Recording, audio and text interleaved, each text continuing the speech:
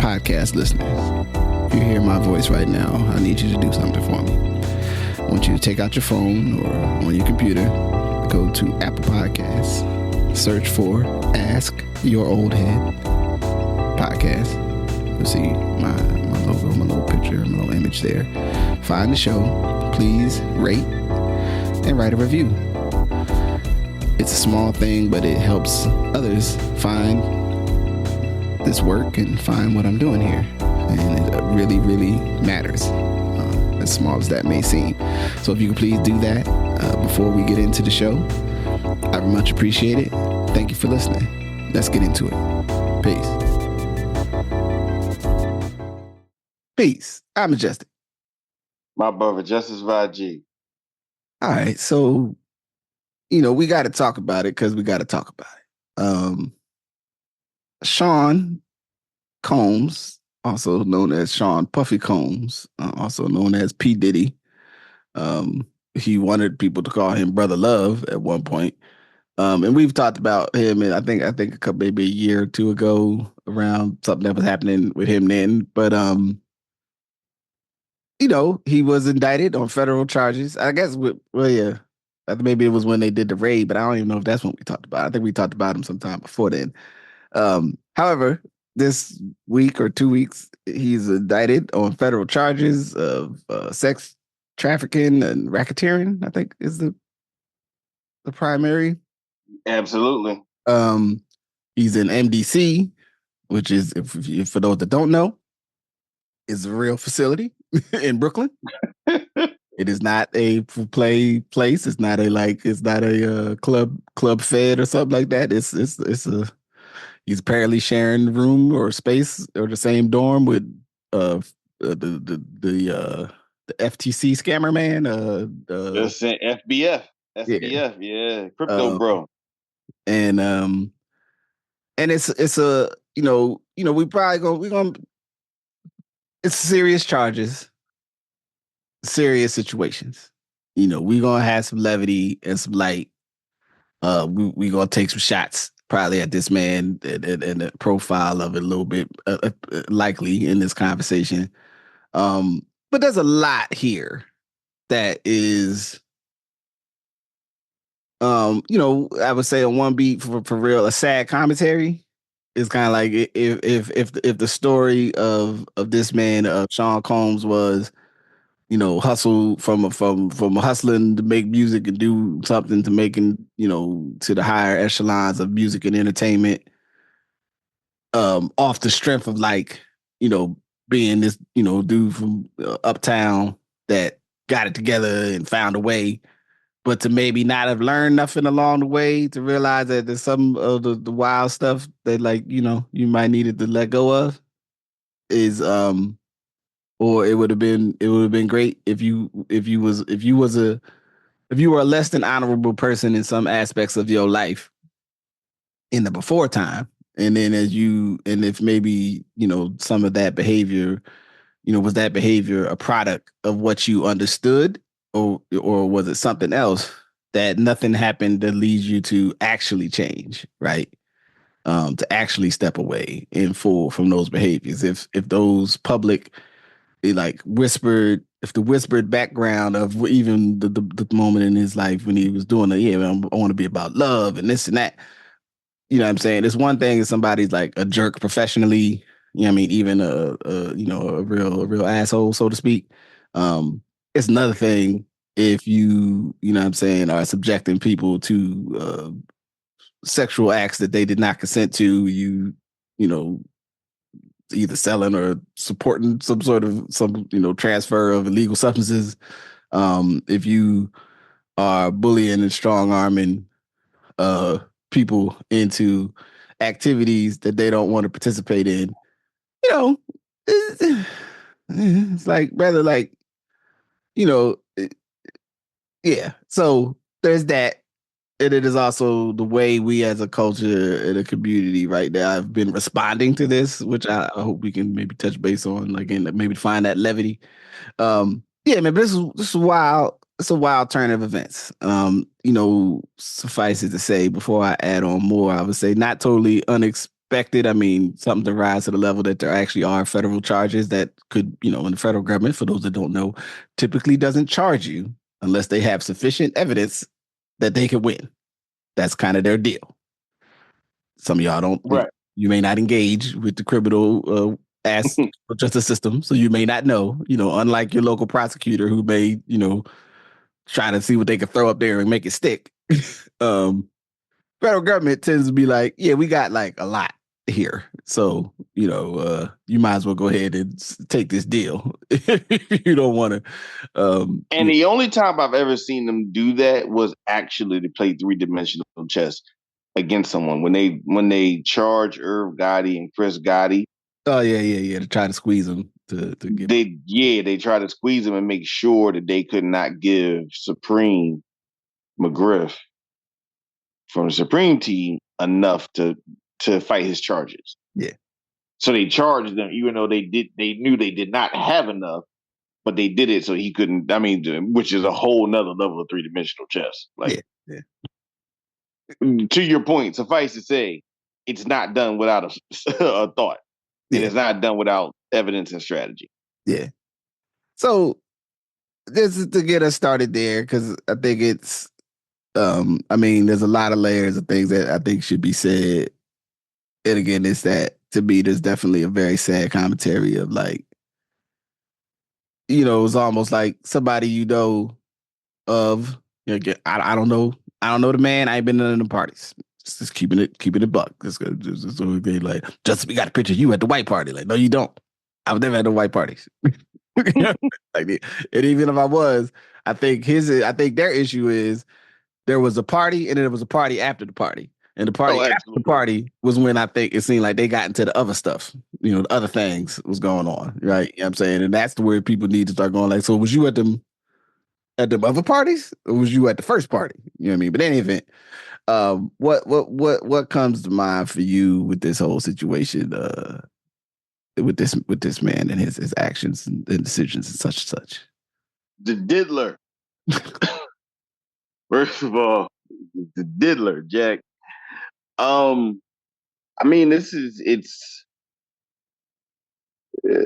We talked in our previous episode about something being fascinating for other reasons. Mm-hmm. And this is fascinating for a set of other reasons, not positive. I think in its fundamental sense, and I never like to say things like this, but it reflects that once you get up into a certain world, behavior is behavior. Mm-hmm. Mm-hmm. And what we understand that he is allegedly and was indicted on doing, and it's being said that he did it, is unfortunately behavior that's par for the course in those worlds. Mm-hmm.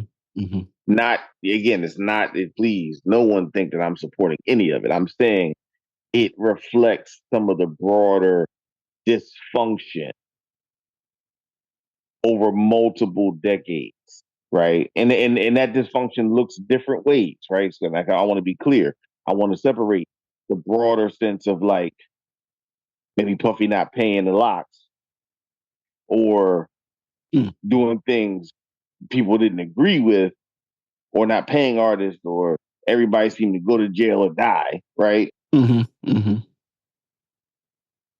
To recreating himself being a philanthropist when wanted to identify and sell liquor, and basically at some point to be a liquor salesman.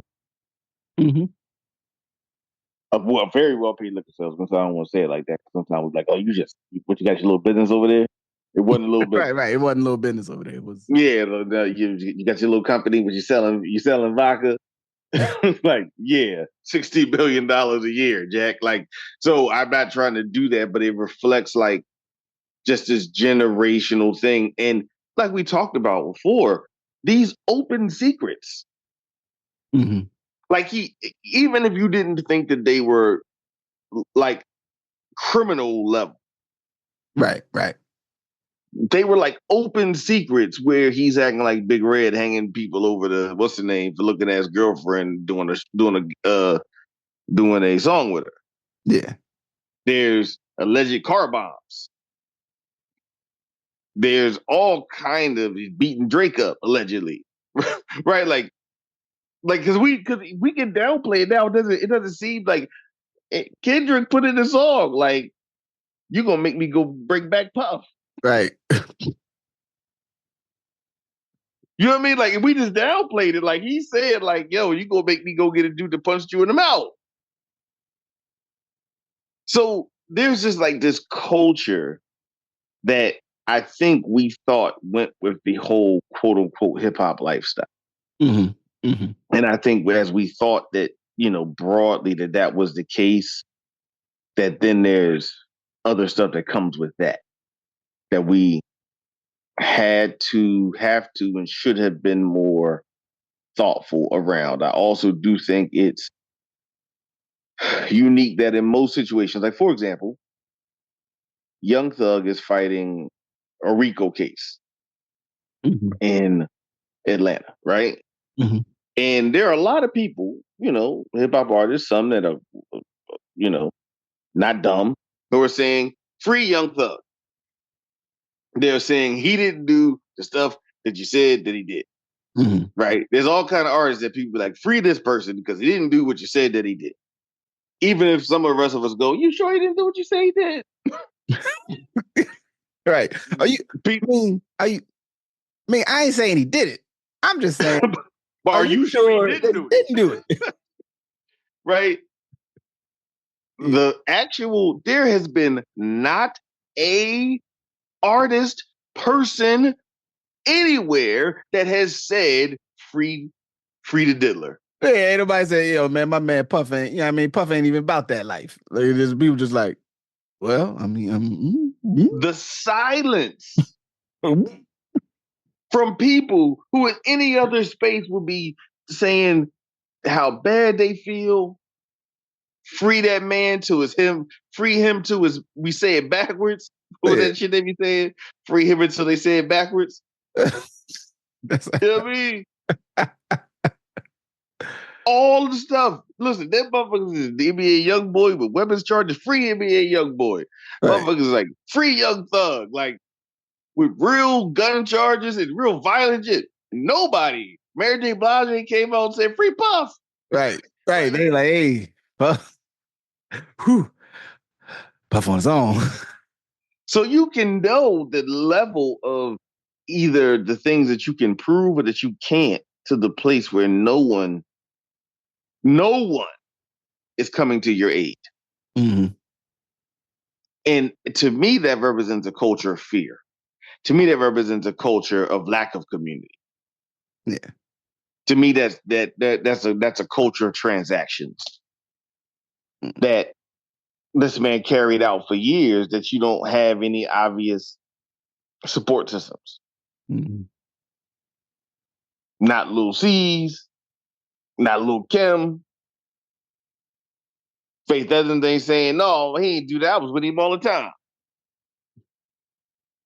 Rick Ross ain't saying it. Nobody. Yeah.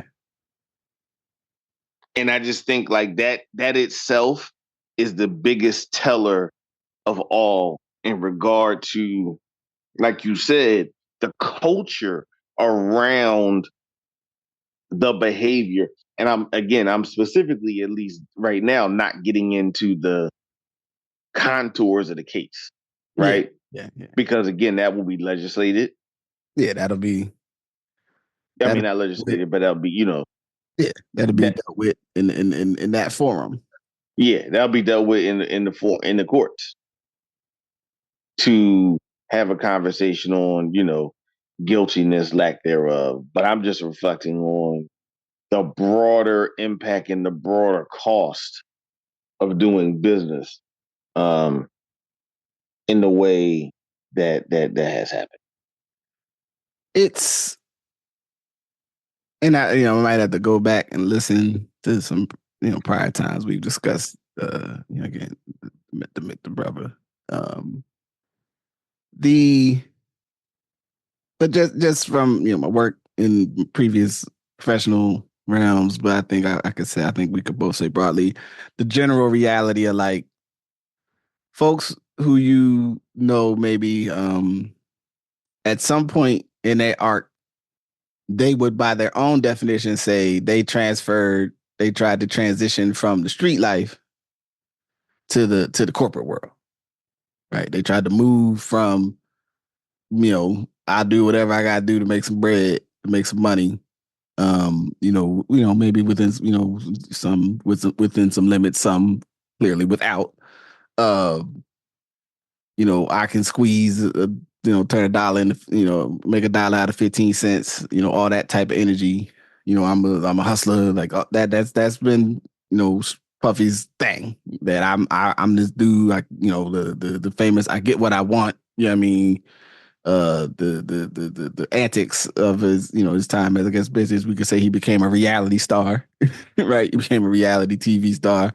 Didn't lead to running for president, but you know what I'm saying it led to him then transitioning into this other personality, right?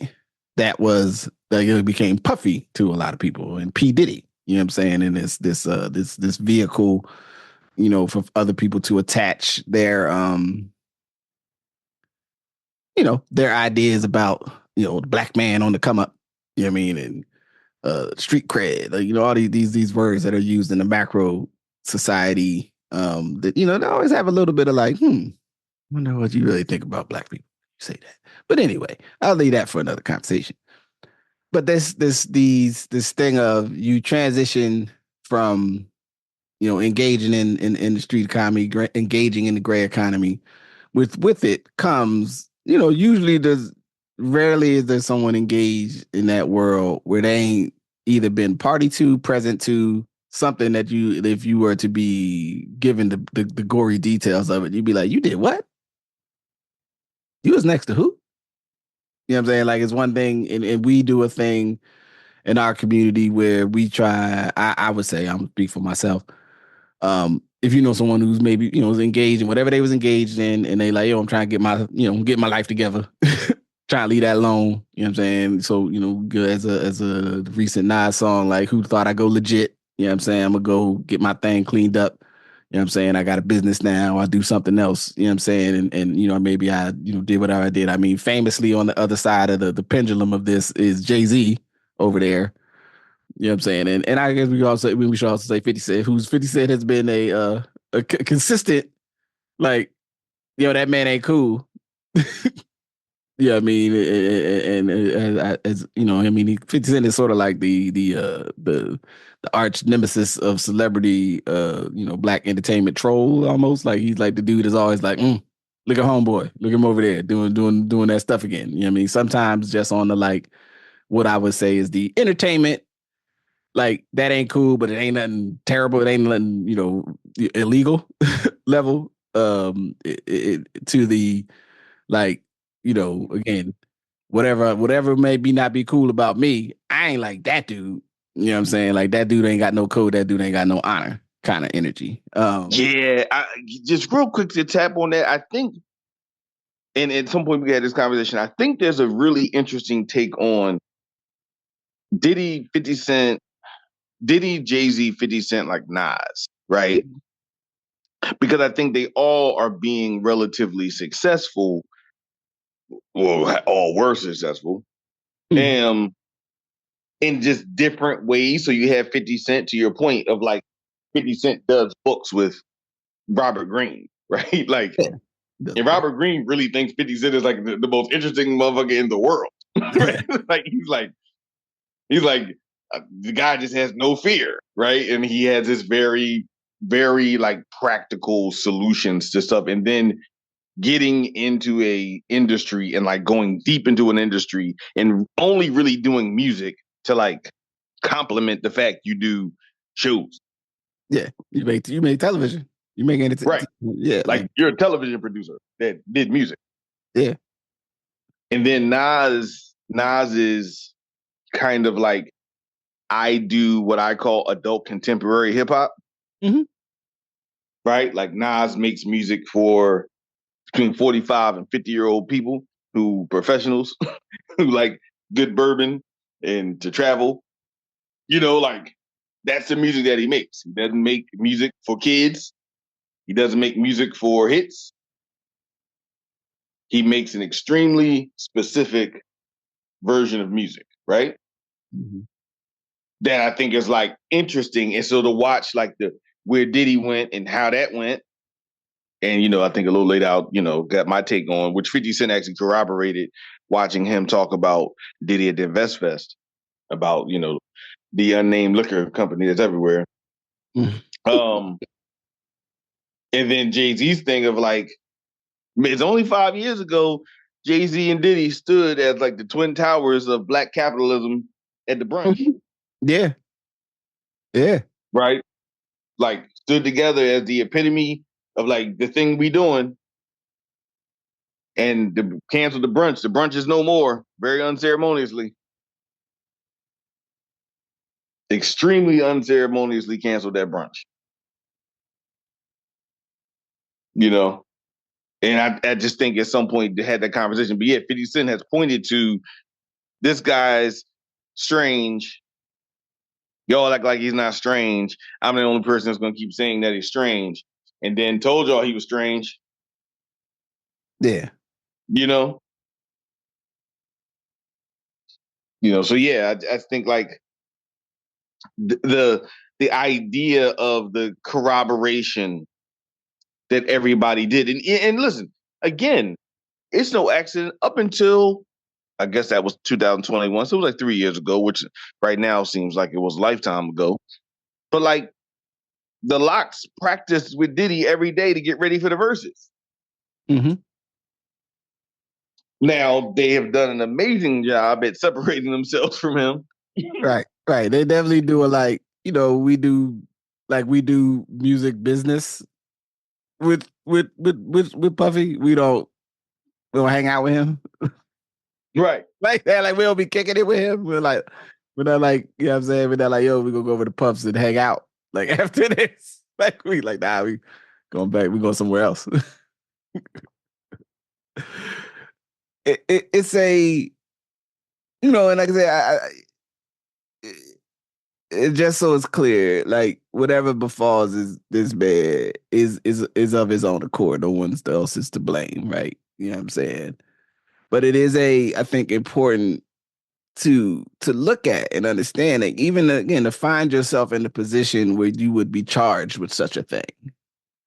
You know what I mean? So people would be like, well, we don't know if it's true. And like people do that, right? But it's just certain stuff like even if if he just got charged with like racketeering, like he was doing something funny with the money, you know what I'm saying? Like, I can at least go, oh, he's, somehow this is about money. You know what I'm saying? With like the other stuff, the sex trafficking and the maybe untoward things, the rumors that you might be,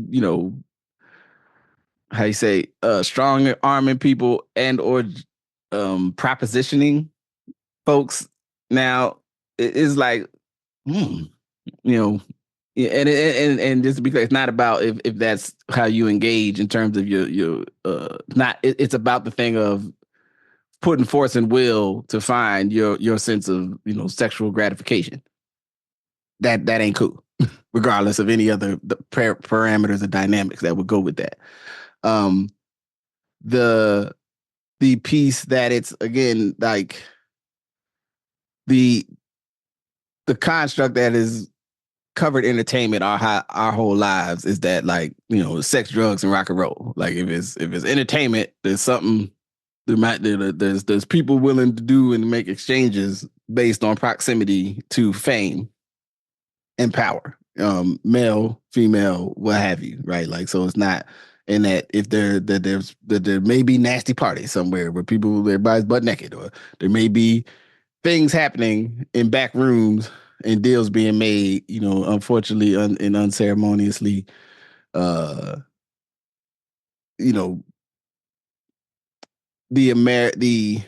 human thing in our world where everything can be traded, which means acts can be traded.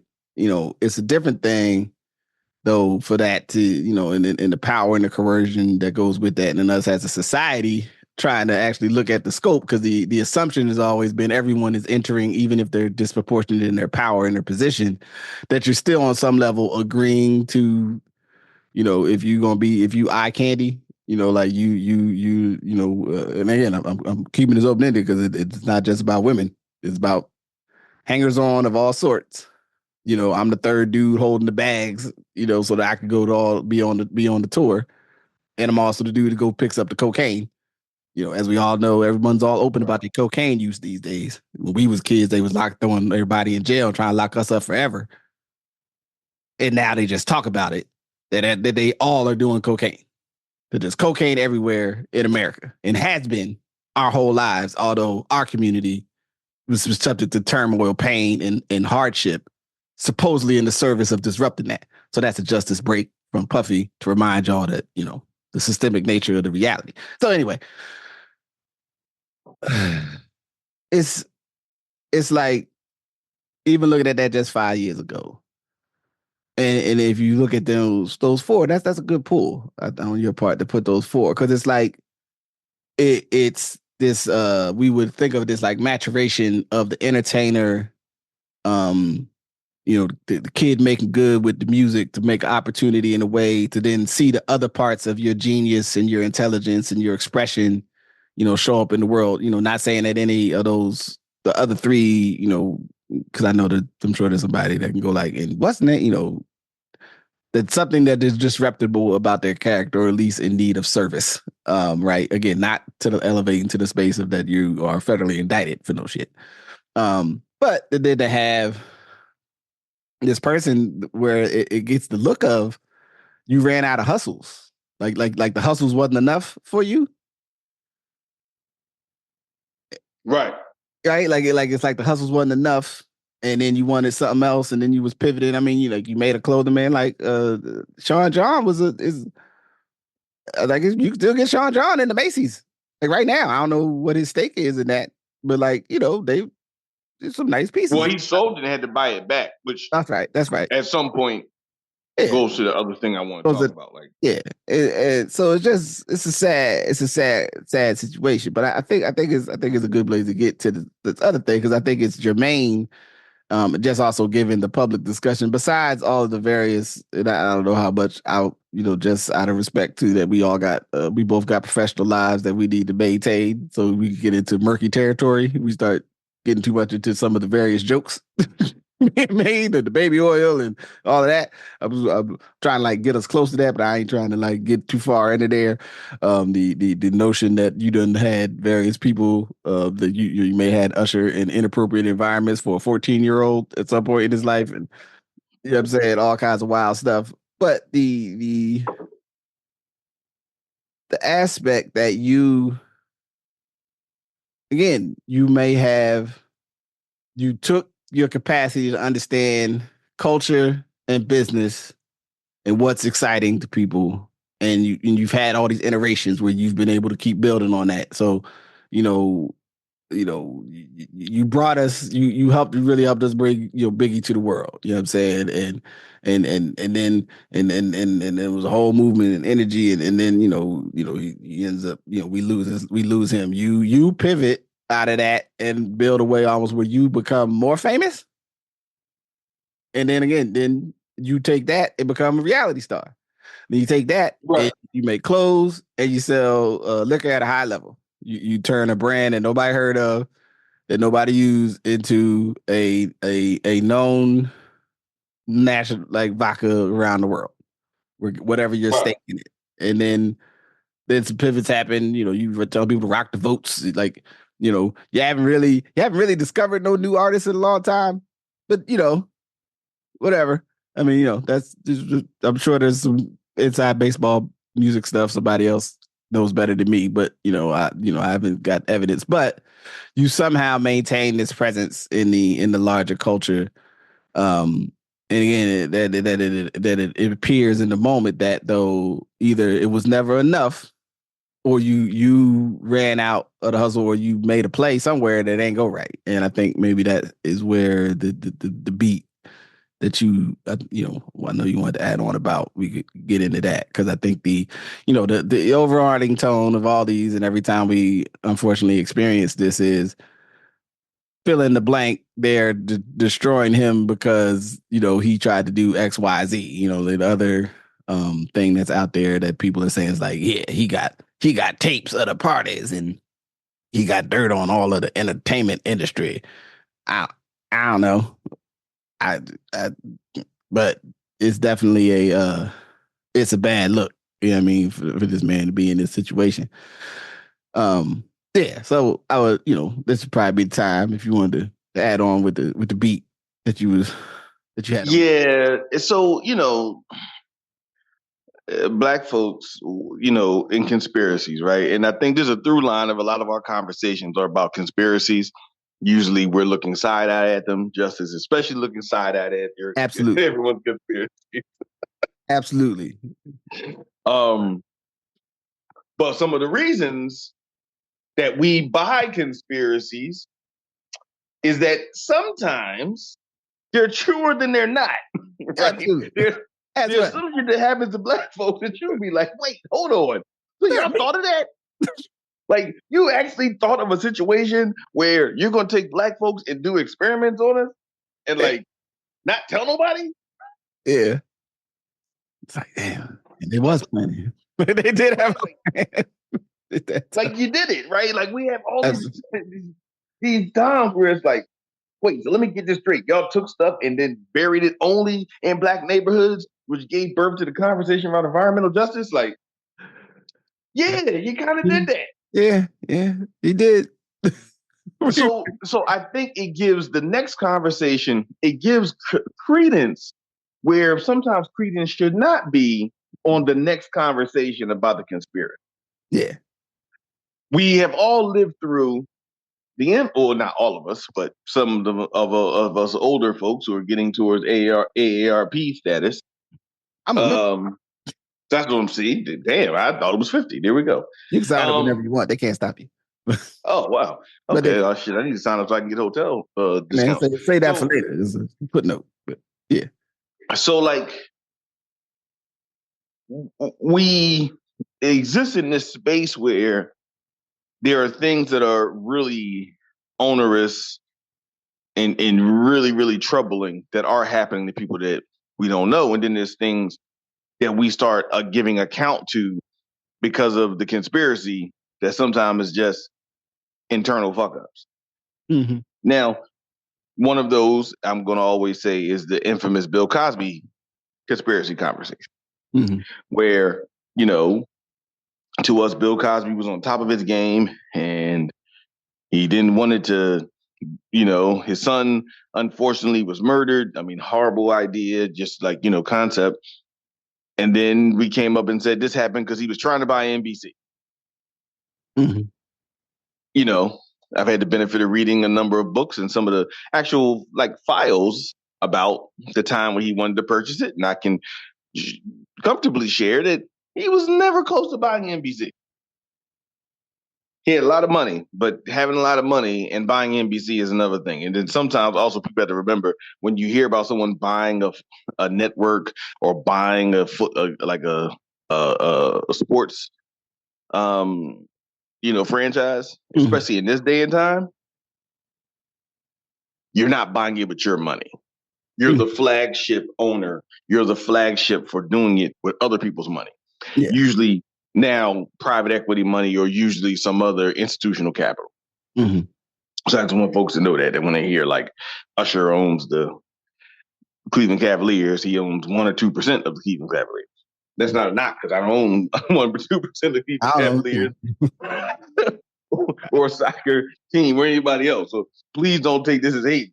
The guy can skate on stage. He's better than me. So I'm not I'm not knocking Usher for owning 2% of the Cavs more than anybody else. I'm just simply saying that from an economic perspective, that it's really about you are the flagship to put a team together, and you usually don't own a majority stake. Yeah. Because these teams are now billions of dollars. But anyway, so we used to go through that process. So I think it's tempting when you hear the conversation around around Sean Combs and Diageo, and I don't even know how many people hear this conversation, to charge it to the conspiracy. Now, here's what I'm going to say. This is only for me. I don't want nobody calling Just saying he's believing in Dr. Umar conspiracy theories. Say call Majestic, or better yet, don't call him. Yeah, don't call Majestic either. Because I'm gonna tell you exactly why. But like, the other part of this is it must be said, and I really I'm going to go a little deep into this. When you partner with a global multinational organization, they do a thorough vetting of you. Mm-hmm. You don't go into business with someone like Diageo or go into business with someone like Microsoft, and don't think they don't have private investigators that have scraped every part of your life. Yeah. Think about what happens when you try to get a Fed job. People like, hey, your cousin didn't pay his taxes in 2012. What's going on with that? And you're like, I don't know, because it's my cousin. He's minding his own business. I didn't pay his taxes in 2012. You should know that, because you know he didn't pay his taxes. So this is just my take. Yeah. The idea that he was in business with a multinational organization like Diageo made up to $60 million at some point a year with them slinging vodka, a drink that nobody would drink, Russian mobsters and people trying to lose weight, and turn a drink nobody would drink into a global thing. All the while allegedly participating in crazy behavior that never coming out. Allegedly participating in arson. Allegedly participating in multiple forms of assault. Yeah. You're in business with the biggest company, one of the biggest companies in the world, and no one ever says something. You then become angry because now the company that you're involved with is giving George Clooney a whole bunch of money to push his vodka, his department tequila, which is like this homespun, really rich people sit together and drink, a finger or two of tequila together in the mountains of California. Yeah. While you're pushing a tequila to do a very similar thing, you don't get the support. You go into deep, deep litigation with said organization. And while you're in the midst of deep litigation, everything about you that ever exists comes out. Now, I ain't calling it a conspiracy.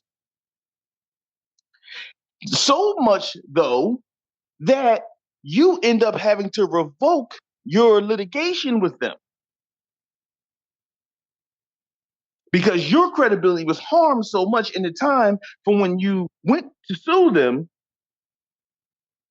and then there's subsequent things that happen to you. Now, again, people take what they will. If you watch the Invest Fest, I think it's like 10 minutes in Invest Fest, 50 Cent, who also was engaged in litigation with Beam Suntory. Mm-hmm. Jay-Z, who was involved in litigation with Bacardi. Again, if you notice, there's a line here. Rich black folks who get involved in liquor get involved with companies and get the short end of the stick. Mm-hmm. But people who have less to put out don't get civil and the resulting criminal charges from the Southern District of New York, which is like getting charged by Chuck Rhodes in billions. Mm. Yeah. And having to go to MDC and sit with SB and sit with Crypto Bro. So this is not to take away from nothing, any horrible thing that he did, but to simply say there's some points about leverage and conversations that people tolerate your unhealthy, dysfunctional behavior until it no longer benefits them. Right. And I think I appreciate that, because I think there's something there that it's like ain't nobody had to make nothing up about you. No. Not at all. Is that somebody could go, oh, that's you over there? Oh, you want to beef? You over there with them parties with the baby oil? Everybody there is there consensually, for real? You know what I'm saying? Like, you sure? Heard about you. Hey, Chuck, can I say this real quick too about that? Yeah. Because I want to touch on a real harmful thing again, and this is not stuff that me and you are into, but it's some people's into this. So tell your friends if you're listening. There's part of this dysfunctional stuff in culture. I'm not gonna call it black culture. I'm not gonna call it hip hop culture. I'm gonna call it culture around sex trafficking, sex work. Now, I'm not saying sex work is good or bad. Please, I don't want nobody getting finding Just outside going to a meeting and saying that Just is not appropriately feminist and doesn't support the sisters, doesn't support sex workers. Tell them call me or don't. But like, here's what I'm saying. There's a culture we have created in spaces where it's like, oh, these girls are really sexy. These girls are hot. They live in this state. Tell them to come down and go to this state. Mm-hmm. Mm-hmm. Well, the minute you say someone who's a sex worker is in one state and you tell them to go to another state, mm-hmm. you've involved yourself in sex trafficking. Yeah. Just because in hip hop, because there's exotic dancers and workers in New York and in Atlanta, in Houston, in Vegas, in California, if they choose to cross borders on their own volition, that's entirely different than you hiring them to cross borders at a volition. And then maybe them not being told the whole story on what's going to occur. Yes. But there's a world where we are engaging in this stuff to where we all are like, oh, yeah, man, they brought dancers in from another state. The day you do that, you've engaged in something else. And I think it's safe to say there is an aspect wherever our overall societal, I'll call it tumult with sex work. I mean, and living in a state that is like per capita the most like strip clubs, and still I think has more strip clubs than anywhere else in America. There's a deep history around sex work, labor, and the overall provincial composition of this state. That there's, we haven't worked out all the legal, the quasi-legal, what's on the books, what's off the books. There's there's some stuff here, right? And we talk about it sometimes casually, or we'll talk about it like, oh, and so there's assumptions made about what people have agreed to. We ain't seen no contracts. Like there's assumptions around again. And at the same time, there's if you listen, even anecdotally sometimes to the culture around talking about folks that there's a high level of risk. Especially for these women that are engaged in this work and these lines of business of like, even when you think you're safe, that maybe you ain't safe, right? Even if you think there's agreement, there ain't necessarily agreement. You know what I'm saying? Like this is a real factor that comes up. And so, so to have that, like, this is the backdrop of what's happening here. You know what I'm saying? And it's the part that, we making jokes and the baby oil and it's one thing if you just how you say it's one thing again if you are involved in something that we at the minimum would call like alternative sexual interest maybe, or you're involved in swinger culture, right? Everyone here is agreeing to do what they're doing. There are like it's everybody in America. In a lot of cities, there's a club somewhere with a weird name or a name that seems innocuous where people go and engage in things. Just putting it out there. This is realities. I don't know the name of one, but they do exist, and you probably find it if you want to. Say that to say, whatever's happening there, it's not the same thing as, again, somebody saying, yeah, we're going to fly so-and-so in, or we putting it out there that you could get flued in to engage in this activity we about to do. It's always going to be something there where it's like, I don't know. Seems maybe not. I'm not sure. Not my bag, not my area of interest. But I don't want to be, and also because I don't want to be next to nothing like that. I want to be next to nothing that's in the gray area of like, is everybody here okay with being here? Like, I don't know. Guess who's not going to be there, Justice? I'm leaving. Like, if it get to that point tonight, they're like, yeah, man, we about to get into this other thing. I'm like, that's cool. I'm going to go to the Waffle House and go back to my hotel now. Like, I've had enough fun with y'all. I don't want to be here for the other party. I don't want to be that. I don't want to be at that. And the way I've seen it tabled, and just in reference to the idea that like, oh, they're spilling this on him, and I think it is. I think it's a fair call to people who are like, yeah, see, I told you.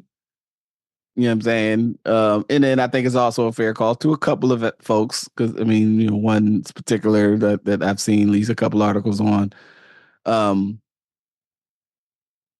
It's fair also to go like, yeah, there's people that were saying like, and several black women are like, yeah, there's something foul over there, and ain't nobody really talking about it. Now the challenging thing is as overall as a society, we want to try to. It's like when there's something that is out of bounds, but also outside of your area of influence to like do something about it. You know what I'm saying? Besides maybe like, I ain't gonna listen to their music, or I'm not gonna go to this thing, or whatever have you. You end up having to how you say, parse your emotions to save your save your anger for something that's more close and present. There may be something that's like, oh, that's over there. So it's a I think it's important to highlight or to hit that if you are engaged in public affairs, you're engaged in large scale business at a regional, state, definitely national, international level. The overall of who you are does become a part of the equation to the decisions that you make and how you're perceived and engaged. And if you are this man and you're doing these things, whether they cross the line or didn't cross the line, even if they're close to the line, you then also can't, like, you need to be aware when you start beefing with somebody who would have the means to go, well, you had this relationship with this person years ago. And it always seems, I wonder if they have, they may have wished to bring litigation against you, but they may not have had the resources to do so. Let's see if we can help them bring that litigation. You know what I'm saying? I mean, just as a just supposed example, we've had we have an ongoing and continue, and there'll be no more. We have basically one dude who has spent the last 30 years trying to destroy affirmative action on his own because he's had the means to do so. Right? So if there's somebody that's willing to do that ain't even going to benefit economically, best believe if you was making millions of dollars with a company and then y'all, whatever reason, started having a falling out and you filed litigation against them, filed a lawsuit, that they wouldn't figure out whatever other means they had. And I respect that. Like, so Justice Skeptical Conspiracy Man will acknowledge it's totally reasonable that one of his former business partner might have been like, oh, so we got to damage your credibility and we'll let the chips fall where they may. Like, that don't mean they was like, yeah, and then it's going to end with a federal indictment. It just means you get enough stuff out there on the books, and then somebody, especially at the, I mean, if you know anything about law enforcement, if you can make a high profile arrest, an indictment like Puffy, goes a much longer way than whatever nefarious criminal is also currently doing something terrible and nefarious right now that may get caught for it. So I think I did that. Okay. I think you threaded that needle very well. I think you thread that needle very well. Again, my take on it is, there's a term, politics is war without bloodshed. Mm-hmm. Which then flips it, says war is politics with bloodshed, right? And I think you could insert business at times that you could call it war without bloodshed, or sometimes it's with bloodshed. Mm-hmm. And defamation of character is one of the main things that either could be a causation or a correlation to a conversation. Because again, listen, whatever people think is happening, arson, all kind of nefarious behavior. My only thing is some of this behavior has been known for decades. Yeah. These are not new things. And even the tape, I mean, again, not conspiracies, but let's just have the real conversation. You saw it. You brutally assaulted and battered a woman, which was horrible. And the level of comfort that you had with it let us all know that was not the first time that it occurred. Yeah, that's who you are. You Right. do that ain't like I got mad one day. That's you. And you bought the tape, right? Yeah. But you didn't think that no one else had, like, either you didn't think no one else had the tape, or no, you didn't know that someone else had that tape. But you thought. And if you thought you bought the tape and someone else had the tape and then got the tape to CNN, how does a tape of an issue that we don't think exists in a hotel that is a private hotel that, by all accounts, isn't supposed to come out? Yeah. If I throw up in the parking lot of the Holiday Inn, I don't expect it to get on CNN, especially if I think I bought the tape. Right. And then the tape comes out again right before you have to settle with Diageo. Now, if you didn't do nothing, right? Bacardi didn't put dirty tapes out about Jay-Z. Yeah. Beam Suntory and then got dirty tapes on 50 Cent. So again, I want to get away from even with me saying that there may be some correlation, if not causation. The true causation is your behavior. Yeah. The true causation is your dysfunctional behavior. But also there's a thing there, and I think I'll say this, and as far as my take on this in closing, is like mentorship. And I think, much was made of Andre Harrell's untimely passing. But I think one of the biggest things that came from his untimely passing was the last semblance of a mentor that Sean Combs had. Now, to the degree you can say how much he was able to rein in a person that did what they wanted to do, that's a different conversation. But the idea of having someone that as a mentor, someone that helps you navigate, even as a 50-year-old man, there's clearly a place where he had a challenge navigating a world. He had a challenge navigating the spaces. I even sometimes, frankly, even think about the death of the Black Godfather, right? Like, there's, again, kind of tapping into this man, the through line of manhood. Like, there's nobody to help you. There's nobody to protect you. And unfortunately, no one to protect you from yourself. Right.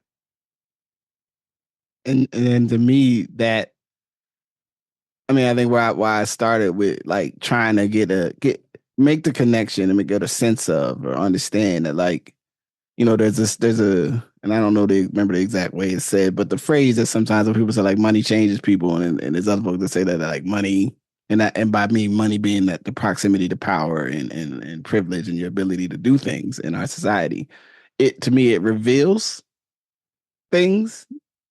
Because, people, they got money and they changed. They're like, nah, they got money and now they felt liberated to act on certain things because they maybe either had the means to as we would say, shield their dirty, you know what I'm saying?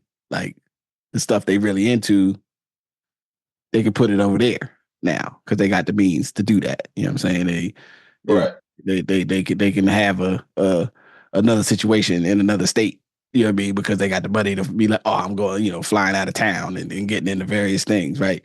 You can have you can treat people a certain way because you don't got to live over there by them. Because I got the means to do so, right? And it is a, to me, very important about, again, being sure about who you are as you're moving through the world.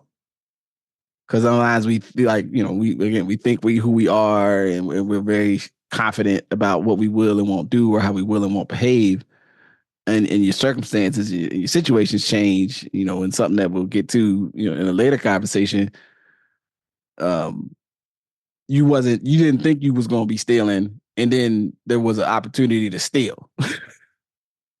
You know what I mean? As I told both my kids, but that very, long ago conversation with my daughter about, when she had a rough patch of things of hers, personal items being stolen. And I think I may have shared it on here before. I was like, people steal.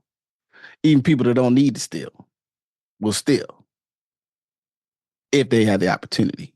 Right. And sometimes I think there's something here around, like, again, the motivational aspect of you trying to overcome the negative realities of your circumstances to make a transition into another world.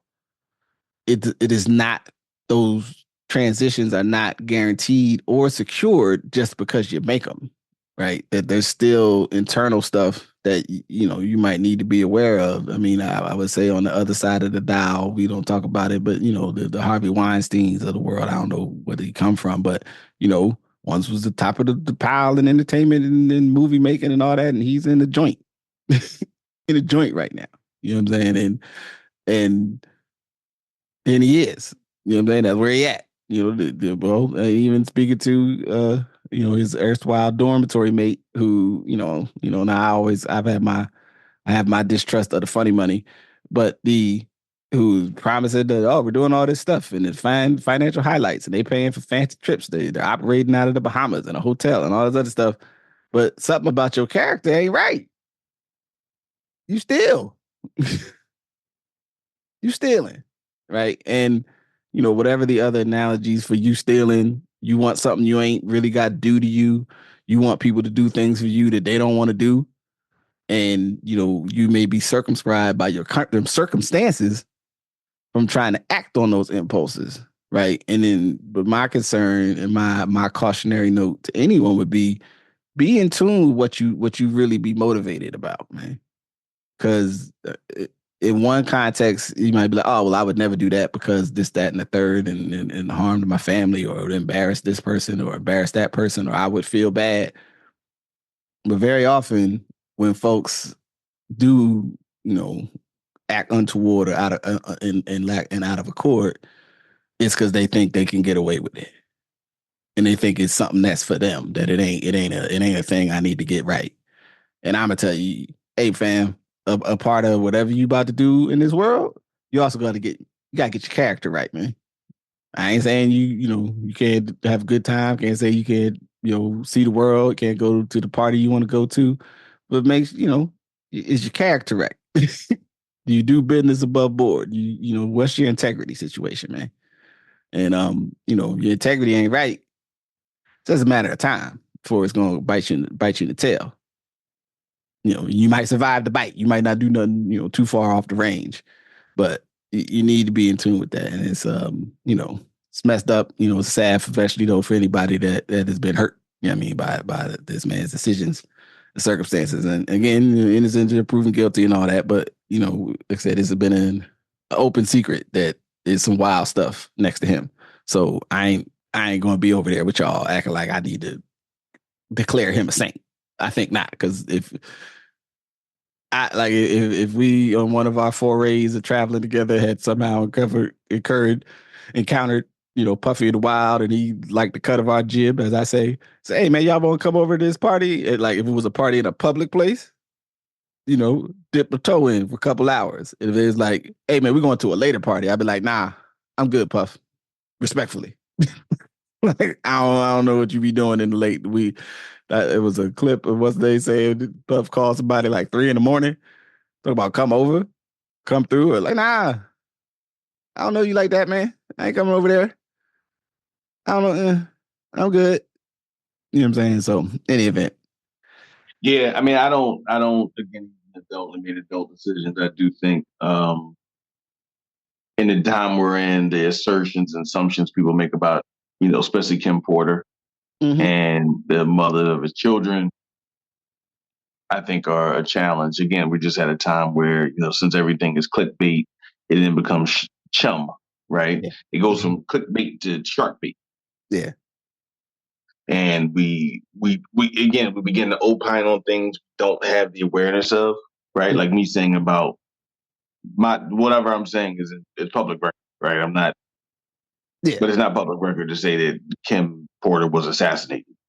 Yeah. Right. Like she was poisoned and murdered, right? Like, we're often in very weird places because we have proximity to people's relationships and start wanting to be the friend or the cousin, right? Like in our communities, we're, the friend or the cousin. I got this person's back, but you don't know them people.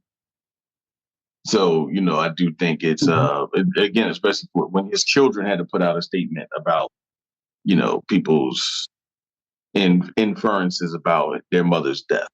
Yeah.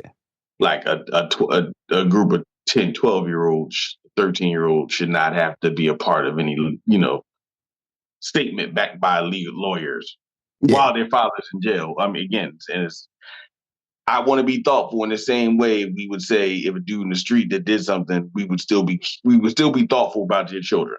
Yes, sir. We wouldn't throw their children to the wolves. Yeah. Like his children don't deserve to be thrown to the wolves because their father was a freak. Yeah. Right? Like, you know what I mean? And Big Red for 5 Heartbeats. Like, yeah, he was Big Red for 5 Heartbeats. We didn't know. Like, tried to fight the strength coach at UCLA. You know what I'm saying? Like, you gotta be a special kind of person to decide to fight the strength coach. You know what I'm just saying? For the track. Strength coaches don't tend to be people you want to just be fighting with all willy-nilly. You know what I'm saying? You gotta know how you showing up in the world if that's how you think. So yeah, man. So I don't know. Stay out of jail, kids. Yeah, man. And don't make these assumptions about what's cool just because you hear it in records. Yeah. Much of what you hear about on records ain't legal. We gotta stop thinking just because our favorite rappers rap about stuff that you can do it. Yeah. So I think we did enough of that. I mean, I think so. Yeah, I think we should just probably let it go. So with that, take the best part for yourself. But with that, I say peace. Peace. Thank you for listening to Good Brothers. Thank you to my good brother, Majestic. Good Brothers is a part of the Ask Your Old Head podcast, and you can support the podcast by listening, rating, and subscribing where you listen, leaving a comment where you listen, and sharing. Further, you can support the podcast by going to Patreon and searching Justice Rajee and becoming a patron. That helps to support me and to continue creating. I enjoy recording these podcasts, and hopefully we will continue this work. Thank you for listening, and be safe. Peace.